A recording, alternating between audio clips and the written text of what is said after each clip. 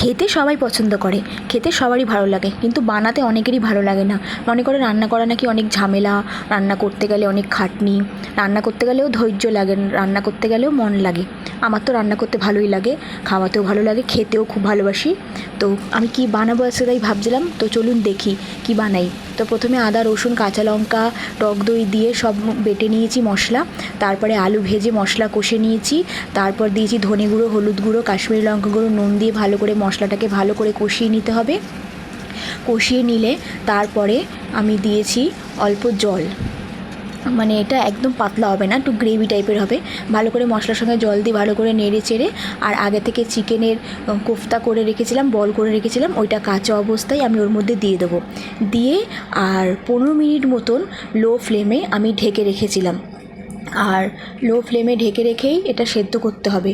আর দেখুন সেদ্ধ হয়ে গেছে, কত সফট হয়েছে, একদম খুন্তি দিয়েই কেটে যাচ্ছে। আলুও সেদ্ধ হয়ে গেছে, কোফতাও সেদ্ধ হয়ে গেছে। আর উপর থেকে গরম মশলা দিয়ে আর নামিয়ে নেবেন, ব্যাস রেডি। এটা জিরা রাইস দিয়ে খেতে খুব ভালো লাগে, বা প্লেন রাইস হবে হেভি লাগে। আর এটা পরোটার সাথেও দারুণ যাবে। প্লিজ আপনারা একবার ট্রাই করুন।